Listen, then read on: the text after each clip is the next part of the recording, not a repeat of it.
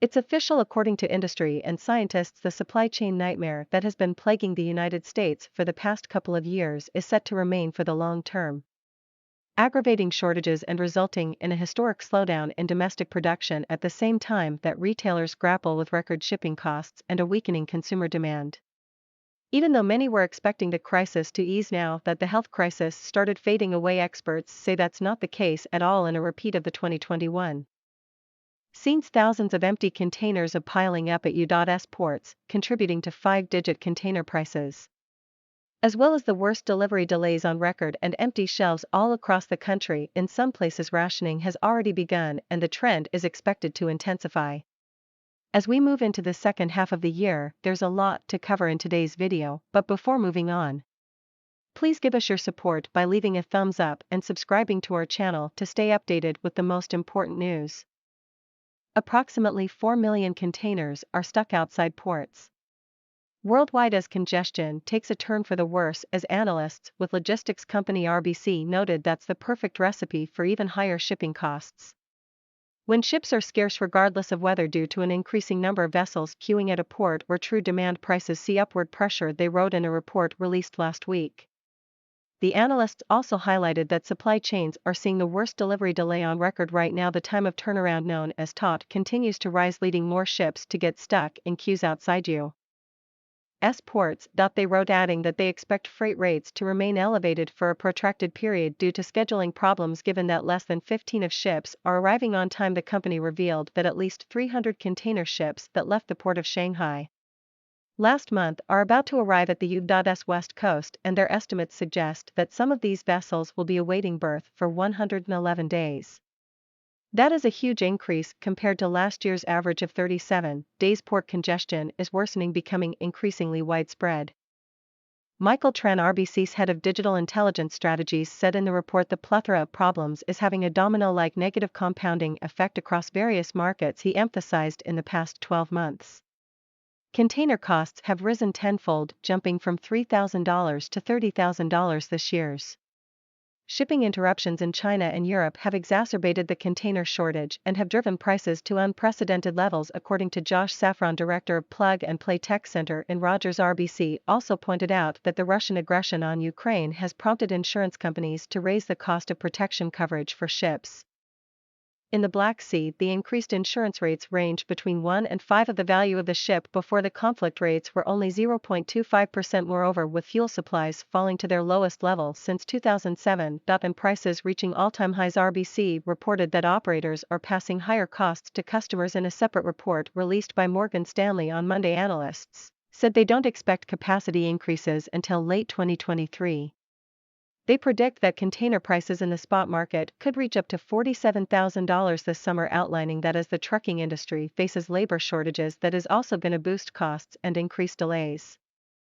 In a recent interview with Bloomberg, one industry insider said that supply chain problems will persist for the long term despite eventual improvements in port congestion. By now, too many choke points have emerged across the system, and none of them can be fixed overnight, Tim Schwarth, global forwarding freight CEO at logistics giant DHL, said.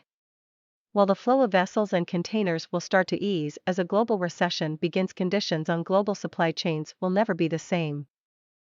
I don't think we're going to go back to this overcapacity situation where rates were very low. Infrastructure, especially in the US, is not going to get any better anytime soon because infrastructure developments take a long time, he said. On a similar note, logistics experts Scherer Schiffling and Nicholas Valentisas Canelos explained that even if there is a best-case scenario, with the Ukraine crisis contained and no more lockdowns in China, supply chains are clearly going to be under heavy pressure for the foreseeable future. A new survey of corporate executives and CEOs revealed that 88% of companies are bracing for sweeping disruptions until mid-2023. Now that the US economy is facing growing imbalances, supply chain problems are set to trigger a bullwhip effect, explained FreightWave CEO Craig Fuller. The bulwark effect is a term used in supply chain circles to describe a scenario in which temporary surges in retail demand are magnified and exaggerated by upstream manufacturers and suppliers, who rapidly increase production well beyond the level that can be supported by consumers. Eventually, retailers find themselves with more inventory than they can sell, and what started as a goods shortage ends up as a goods surplus, Fuller wrote. Although employment rates have rebounded, American consumers are incredibly stressed about the state of the economy and their personal financial security. Record inflation, crashing stock markets, higher interest rates, and growing economic and financial uncertainty are having a dramatic impact on consumer confidence for supply chains. The consumer pullback couldn't come at a worse time. The bullwhip effect has created a massive overstock of inventories and has wreaked havoc on global supply chains as companies try to recover from the pandemic economy. The executive continued a full 77% of U.S. container imports come from industries that have reported massive supply cuts. Retail, electronics, furniture, clothing, and appliances. FreightWaves anticipates continued weakness until inventories are worked back down to normal levels. Fuller warns this means that a massive production slowdown is already taking place. As the mismatch between supply and demand continues. At the same time, the United States' largest hubs of Los Angeles and Long Beach in Southern California are dealing with a record influx of cargo as retailers stock up on back-to-school and holiday goods, but this is happening just as U.S. railroads and warehouses remain clogged and thousands of dock worker contracts across the West Coast have expired. The vacancy rate at Southern California facilities is now around 0.3%, with the lack of availability particularly acute in the Inland Empire counties of Riverside and San Bernardino. Port of Los Angeles Executive Director Gene Soroka reported at a virtual meeting of harbor commissioners last week. During normal times, the vacancy rate stood as high as 15%. He said, "We can't build these facilities fast enough, and even though we boast 2 billion square feet from the shores of the Pacific now out to the desert region of Southern California, we've got to turn that cargo out faster and have enough space under the roof to manage all of these consumer and manufacturing products." He stressed earlier this month, the backlog of empty containers has more than tripled since February, taking up space at docks and aggravating congestion. As of Monday, there were more than 28,000 rail container units on the ground, about two-thirds of which had been waiting to be picked up for 2 weeks or more. All of this means that the disruptions we're about to face over the coming weeks and months are going to be far worse than most of the public knows. Before U.S. supply chains had been taken over by chaos in 2020. Most Americans believed that the phenomenon of product shortages was a problem that only foreign countries had to face and one they would never experience in their lifetime, but things have changed very rapidly. The shortages we've been witnessing came at a time of record inflation, but the truth is we haven't seen the worst of the price hikes just yet. The high costs of everyday essentials have led many people to alter their spending habits, leading to higher levels of buying at supermarkets, as well as greater demand for cheaper items. With each passing month, more consumers report they are avoiding brand names, buying only the bare necessities. June's Real Financial Progress Index survey found that 42% of Americans are changing how they shop for groceries, with consumers reporting the impact of higher prices of everything on their monthly budgets.